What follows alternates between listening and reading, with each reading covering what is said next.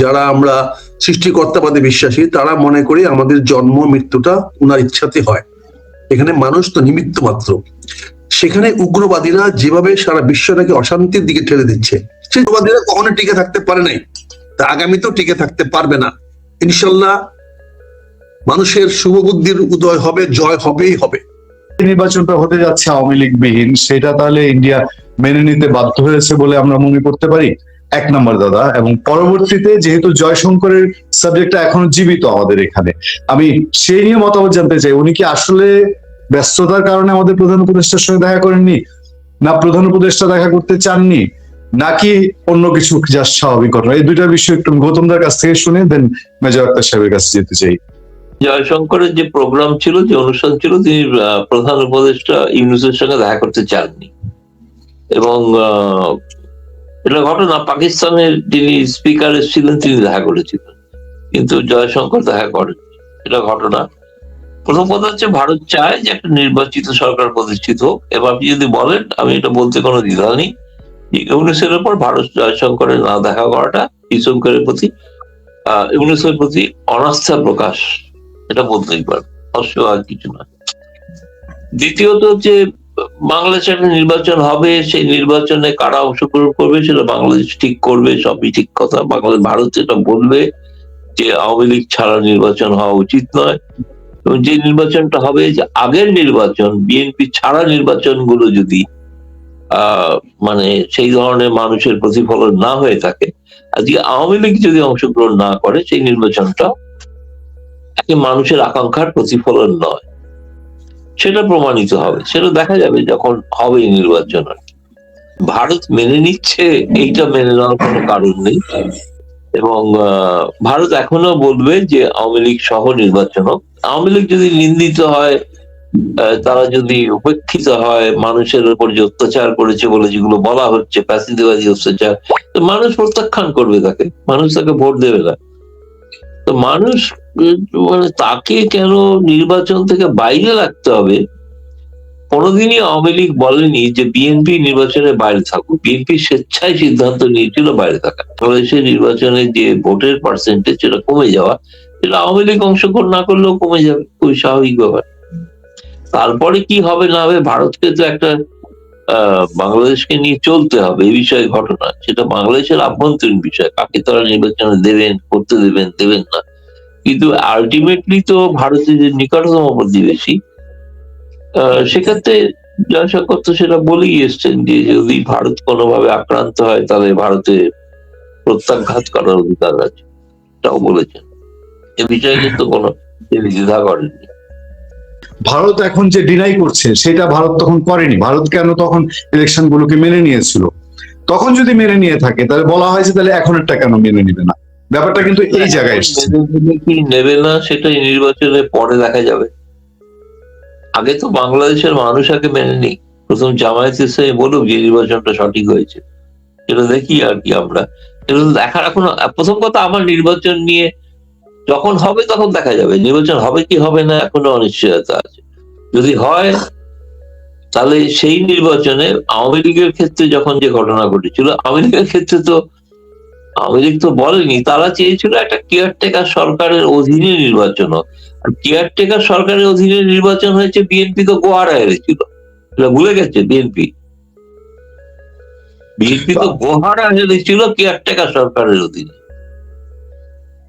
আপনি কেন মনে করছেন সেটা কোনো তো বিষয় নয়। বিষয় হচ্ছে বিএনপি বয়কট করেছে স্বেচ্ছায়, বিএনপি কে আওয়ামী লীগ বয়কট করতে বাধ্য করেনি, ভারতও বাধ্য করেনি। বা আমি তো নিজে জানি, আমি নিজে উপস্থিত ছিলাম নেগোসিয়েশনে 2014, 18, 24। বারবার বলা হয়েছে আপনারা অংশগ্রহণ করুন, আপনি যদি অংশগ্রহণ করে হেরে যান বা জোর করে হারিয়ে দেওয়া হয়, তাহলে সেটা তো গোটা দুনিয়া দেখতে পাবে, সেটা তাই না?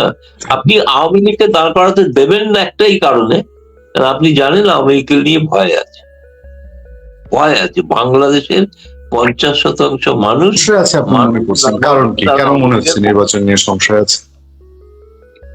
না, সংশয় এখন জানি না, এখন তো আমি বাংলাদেশের মানুষের থেকেই শুনেছি সংশয় আছে। দেখা যাক কি হয় কি হয় না। আকরাম ভাই, বাংলাদেশের মানুষের মধ্যে সত্যি সংশয় আছে, এবং আজকে এবং কালকে যে ঘটনাগুলো মনোনয়ন পত্র দাখিলের সময় ঘটছে, অনেক কিছু যেন 18 সালের নির্বাচনের সঙ্গে মিলে। আমি আসলে পুনিয়া কোনো তোমার ক্ষেত্র হয়েছে যেখানে অভিযোগ উঠেছে মপ করে মনোনয়ন পত্র দাখিল করতে দেওয়া হচ্ছে না, ফলে মানুষের মধ্যে সংশয় তো বাড়বেই। আকরাম ভাই, আপনার মতামত কি জানতে চাই। আমি তোমার এই বক্তব্যের সঙ্গে দুঃখের সঙ্গে বলছি, একমত হতে পারছি না। এখানে মব করে আর মিছিল করে এক জিনিস না। বাংলাদেশে সবসময় নির্বাচনে অংশগ্রহণে সবাই মিছিল করে করতো, সেগুলো এখন নিষিদ্ধ করা হয়েছে। মবের তো প্রশ্নই উঠে না। এগুলা যদি কেউ করে থাকে সেটা হলো বিচ্ছিন্ন ঘটনা, সেটা হবে না। আনিসুল ইসলাম মাহমুদের, তাদের ভাষায়, তাদের মুখেই বলা। মাহমুদের মতো একটা পচা মালকে নিয়ে যদি আমাদের কথা বলতে হয়, যার কোনো চরিত্র নাই, ব্যক্তিগত চরিত্র নাই, রাজনৈতিক চরিত্র নাই, যারা হলো চারটা চুটটা এখান থেকে খায় ওখান থেকে খায়, তার এই বক্তব্য নিয়ে তো আলোচনা করাটা আমার মনে হয় এটা আমাদের জন্য দুর্ভাগ্য ভাই। মাহমুদুর রহমান মান্নাও বলেছেন, মাহমুদুর রহমান মান্না সাহেব যে কথাটা বলেছেন, উনি কি বলেছেন? উনি ওনার বিষয়টা উনি তো আইনি ভাবে দেখবেন। উনি যদি দস্তখতই করতে ভুলে যান, তাহলে এরকম নেতা আমরা কিভাবে বলেন? উনি একবার ডিফল্টার হয়েছেন, সেখানে চেম্বার জাজকে দিয়ে বাধ্য করেছেন। চেম্বার জাজ, আমি বলবো তার এখতিয়ারে বহির্ভূত এবং হাইকোর্টকে ওভাররুল করে সেই সুপ্রিম কোর্টের কাছে না নিয়ে তার ব্যক্তিগত ইচ্ছায় সে তাকে ঋণ খেলাপি থেকে মুক্তি দিয়েছেন। সেখানে তো একটা বড় অন্যায় করা হয়েছে। সে অন্যায়গুলোর পরে তো নৈতিক ভাবে তো উনি দাঁড়াতে পারেন না। মান্না সাহেব মধ্যে রাজনীতিবিদ, নৈতিকতার প্রশ্নেও তো উনি নির্বাচনে দাঁড়াতে পারেন না। উনি এতদিন এই সমস্ত কথা বলে আসছেন। যাই হোক, আমি ওনাদের ব্যক্তিগত বিষয় নিয়ে আলোচনা করতে চাই না। ওনারা আগামীতে হয়তো বৈধ হয়ে যাবেন, আবার হয়তো বৈধতা হবে। কিন্তু আনিস আর মান্না তো এক জিনিস নয়। মান্না সাহেব সম্বন্ধে আমি বলতে চাই না এগুলা, হয়তো ওনারটা উনি ফেস করবেন। আমি যে কথাটা বলতে চাচ্ছি, গৌতম দা যে কথাটা বলেছেন যে আওয়ামী লীগকে নির্বাচনে করতে দেওয়া হয়নি, কথাটা যেমন সত্য, আবার কথাটার মধ্যে একটা মিশ্র প্রতিক্রিয়া আছে। আজকে আওয়ামী লীগকে কিন্তু নিষিদ্ধ করা হয়েছে, কিন্তু আওয়ামী লীগের নেতারা কিন্তু বাংলাদেশে নাই। যারা নির্বাচন করার মতো কোন একজন এমপি আজকে প্রকাশ্যে দেখা যাচ্ছে না, কেউ নাই। তারা যদি বাংলাদেশের আইনটাকে ফেস করে এখানে আসতো, আমরা তো জেলখানা থেকেও দেখেছি অনেকে নির্বাচন করেছেন, জেলখানা থেকেও নির্বাচনে জয়ী হয়েছে। আমরা এরশাদকে দেখেছি যে জেলখানা ছিল, সে নির্বাচনে 5টি আসনে জয়ী হয়েছে। আজকেও তো শেখ হাসিনা বাংলাদেশে থাকলে জেলে থাকতো, জেলে থাকলেও তো সে নির্বাচন করতে পারত, কিন্তু তিনি তো দেশে আসেন নাই, দেশে পৌঁছেন নাই। কাজে এখানে যদি ওনাকে নির্বাচন করতে দেওয়া হয় নাই, কথাটা যদি উনাকে বাধা দেওয়া হইতো, কেউ যদি এখানে আমরা দেখতাম যে না ওনাকে আওয়ামী লীগের কাউকে নির্বাচনে মনোনয়ন পত্র কিনতে দেওয়া হয় নাই, এরকম কোনো ঘটনা কিন্তু গত 7 দিনে আমরা কোথাও পাই নাই। এমনকি দেখেছি জাতীয় পার্টির অনেক প্রার্থীরা মনোনয়নপত্র কিনেছেন, সিপিবি প্রার্থীরা মনোনয়নপত্র কিনেছেন, তারা সাবমিট করেছেন। তাদের মনোনয়নপত্রে বৈধতা অন্য প্রশ্ন, সেই বৈধতা না থাকলে তো কিছু করার নেই। কিন্তু আজকে আওয়ামী লীগ বাংলাদেশের রাজনীতিতে অপ্রাসঙ্গিক হয়ে গেছে একটা বিভিন্ন কারণে। কারণ ওনার তো ক্ষমতা ছেড়ে যুদ্ধক্ষেত্র থেকে পালিয়ে যাওয়াটা কোনো সেনাপতির বা কোনো নেতার জন্য সুখকর নয়। আমরা অতীতেও দেখেছি সেনাপতিরা বা যারা নেতা, তারা যুদ্ধক্ষেত্র থেকে পালিয়ে যায় না, পালিয়ে গেলে সে পরাজিত, সে জীবনের মতো শেষ, তাকে আবার পূর্ণ মূল্যায়ন করা হয় না, কোথাও আসতে দেওয়া হয় না। এটা পৃথিবীর ইতিহাস যদি আমরা পর্যালোচনা করি তাই দেখতে পাবো। শেখ হাসিনা তো ভাগ্যবান, গৌতম দ্বারা ওনার একজন নিকটাত্মীয়, ওনারা আশ্রয় দিয়েছেন, ওনাকে মেহমান হিসেবে রাখছেন, এটা চরম সৌভাগ্য। আমি বলবো আমাদের সেই ভাগ্য হয়তো হবে না। আমরা হয়তো কোনোদিন যদি বিপদে পড়ি, যদি গৌতম দা যদি আমাদেরকে সেরকম স্বাগত জানান, আমরা কৃতজ্ঞ হব। তবে আমার মনে হয় আমরা যারা রাজনীতি করি আমাদেরকে ফেস করতে হবে, মৃত্যুটাকে ফেস করাই তো আমার রাজনৈতিক দৃঢ়তা, আমার বলিষ্ঠতা, আমার নেতৃত্বের গুণাবলী। আমার প্রতি অন্যায় হবে, অন্যায় তো পৃথিবীর কার না হয়েছে। যেমন আজকে কথার কথা আমি আগে বললাম, ভেনেজুয়েলার কথা বললাম, ভেনেজুয়েলার পক্ষে তো মানুষ আছে নাকি দাদা বলেন? ভেনেজুয়েলার পক্ষেও তো বিভিন্ন রাষ্ট্র বক্তব্য রাখছে, এমনকি আমেরিকান, সাউথ আমেরিকানরা রাখছেন, এশিয়ার থেকে অনেকে রাখছে। কিন্তু ভেনেজুয়েলার প্রেসিডেন্টের প্রতি যে ব্যবহারটা করা হয়েছে বা যেভাবে তাকে গ্রেফতার করে নিয়ে আসা হয়েছে, এটা তো একটি সুষ্ঠু রাজনীতির পরিচয় বহন করে না। তাহলে আজকে পৃথিবীর অনেক রাষ্ট্রপতিরাই তো নিরাপত্তাহীনতায় ভুগবে।